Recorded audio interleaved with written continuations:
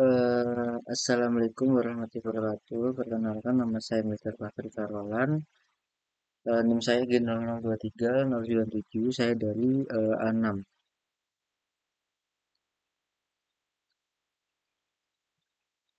Di sini saya akan menjelaskan yang pertama itu pemeriksaan itu yang bisa melahirkan secara vagina. Mohon maaf ini ketutupan dosanya. Nah, gimana caranya? Yang pertama kita itu mengecek yaitu ada leopard. Nah, yang pertama itu ada leopard 1, bisa dilihat yang bagian sini. Itu dilakukan dengan pemeriksaan berdiri di sebelah kanan pasien dan menghadap ke muka pasien. Nah, pemeriksaan ini nantinya kita akan meletakkan kedua tangan pada fundus uteri dan dengan lembut melakukan palpasi menggunakan jari-jari. Nah, palpasi, bentuk ukuran, konsisten abdomen, dan mobilitas bagian janin di bagian fundus. Nah, pada presentasi, mohon maaf, bokong di fundus uteri akan teraba kepala janin. Nah, berupa massa, keras, bundar, dan melenting. Nah, sementara itu pada presentasi sefalik di fundus akan teraba bokong janin yang lunak, kurang bundar, dan melenting. Nah, selanjutnya itu ada pemeriksaan Leopold 2, bisa dilihat gambarnya ini. Bisa dilihat ya.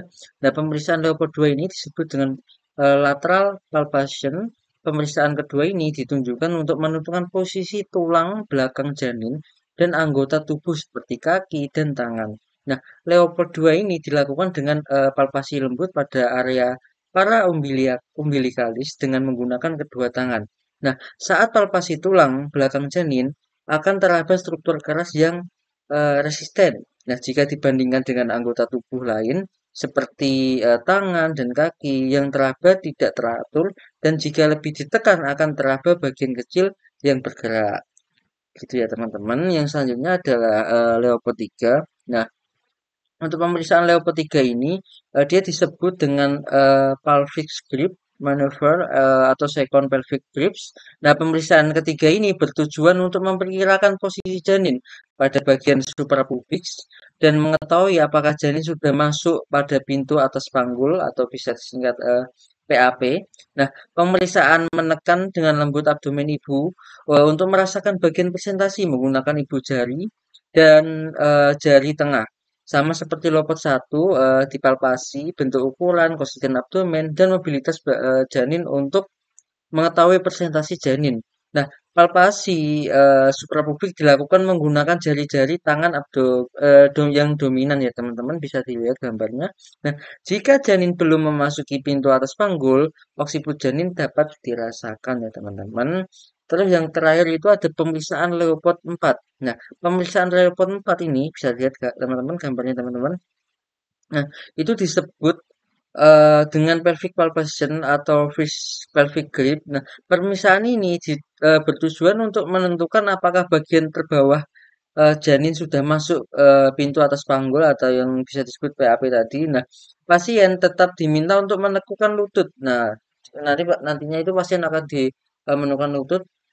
Pemeriksa, sedangkan yang pemeriksa itu berdiri menghadap kaki ibu dengan jari-jari kedua tangan palpasi abdomen ke arah sumbu panggul dimulai dari sisi kanan ke kiri abdomen ibu seperti itu ya teman-teman.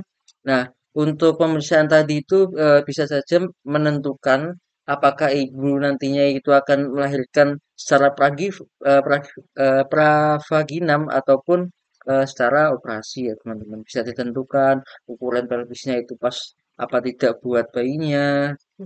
Nah, untuk ukuran pelvis yang nantinya cukup untuk bayi, nanti saya akan jelaskan di slide berikutnya. Oke, selanjutnya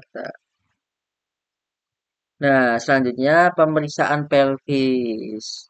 Nah, pemeriksaan pelvis ini yang sebelah kiri bisa dilihat teman, yang aku kursorin ini. Yang pertama itu pemeriksaan pelvis. Nah, tentunya ibu disuruh posisi kayak tertidur gitu, terus posisi litonomi. Nah, yang pertama nantinya kita akan membersihkan bagian vagina, yaitu di bagian mon pubis, labia mayor, labia minor. Nah, kita bersihkan yang bagian labia mayor dan yang pertama itu dimon pubis kita arahkan ke atas seperti ini, kita arahkan ke atas. Selanjutnya itu ke labia mayor dan labia minor kita bersihkan dari lateral ke medial dengan pelan-pelan. Nah, selanjutnya kita bersihkan dari arah tengah, yaitu dari gland klitoris ke bawah sampai anus. Nah, selanjutnya yang pertama kita akan melakukan inspeksi. Nah, inspeksi itu ada yang di bagian luar yaitu memon pubis, labia mayor dan labia minor. Ya, labia minor yang bagian dalam ya.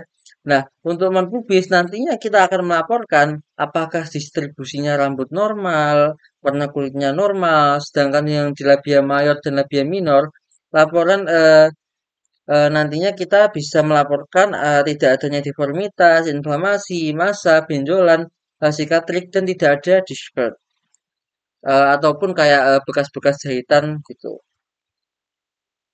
Ya, terus yang kedua itu nantinya kita akan mempalpasi di bagian kelenjar inguinal dari atas sampai ke bawah gitu, sampai ke anus lah.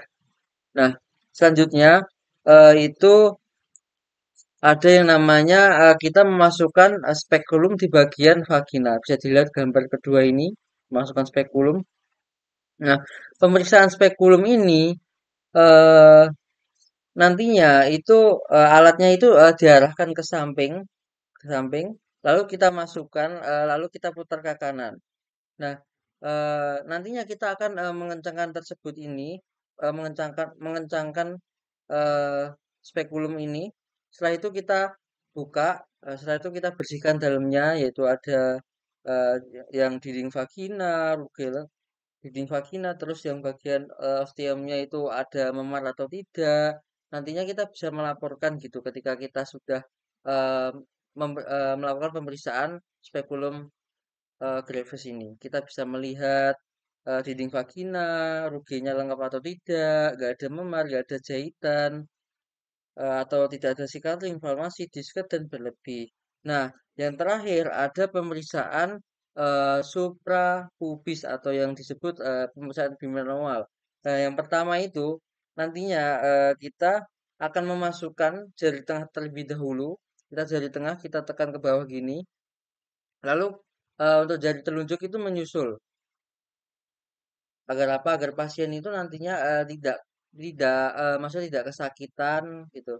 Nah, setelah kita sudah masuk, kita bisa meraba di bagian dinding, adanya benjolan apa tidak adanya pembesaran di ovarium dan pelvic inflammation di nantinya ketika kita sudah mengeluarkan tangan, kita lihat apakah ada darah atau tidak.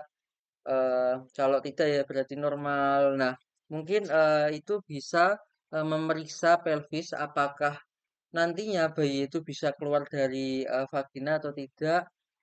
Kalau kemungkinan buruknya kalau tidak ya mungkin nantinya bisa eh, melalui operasi gitu, teman-teman. Ya mungkin itu saja yang saya bisa jelaskan mengenai proses-proses ini. Nah, selanjutnya adalah bidang-bidang hotge ya teman-teman ya.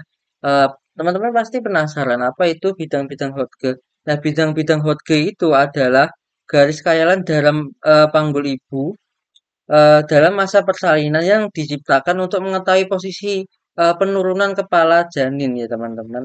Ini juga sebagai penentu apakah janinnya itu nanti bisa keluar melalui bidang-bidang tersebut.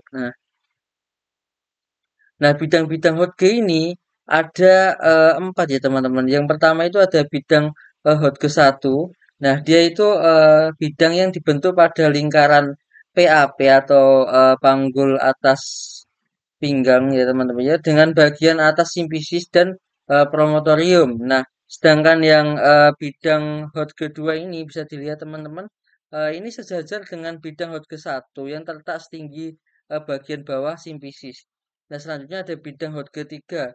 Nah, bidang Hotge 3 ini sejajar dengan bidang Hotge 1 dan 3 terletak setinggi spina ischiadica kanan dan kiri ya teman-teman, atau dextra et sinistra. Nah, sedangkan yang terakhir ada bidang 4 ini sejajar dengan bidang Hotge 1, 2, 3 yang terletak setinggi os coccygeus ya teman-teman. Ini bisa dilihat ketika bayi keluar itu melewati mana ya, melewati ini teman, ada bidang Hotge-nya teman-teman. Nah, ini kepala bayinya teman-teman. Nah, ini untuk pelvis wanita yang dapat melahirkan secara pravaginam ya teman-teman.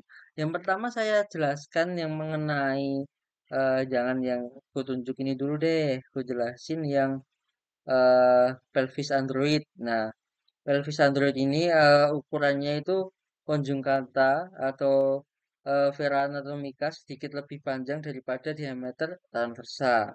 Nah, selanjutnya ada plat Platypeloid ini ukuran konjugasinya itu vera atomica lebih pendek daripada diameter transversa. Nah, terus ada lagi yaitu pelvis anthropoid. Nah, ukurannya itu konjugata vera atomica lebih panjang daripada diameter transversa. Nah, untuk yang anthropoid itu kayak kulihat dia kayak jantung ya teman-teman ya. Kayak jantung, terus ini kayak love, terus ini kayak apa ini? Kurang tahu sih. Nah, jadi teman-teman, intinya itu pelvis yang bisa melahirkan secara vaginam yaitu pelvis ginekoid. Nah, pelvis ginekoid ini bentuknya itu bulat teman-teman. Dan merupakan tipe ideal bagi wanita untuk melahirkan janin secara pravaginam. Mungkin itu aja teman-teman yang bisa aku jelaskan. Nah, ini sumbernya saya mengambil sumber dari ini teman-teman. Terima kasih. Jika ada salah mohon di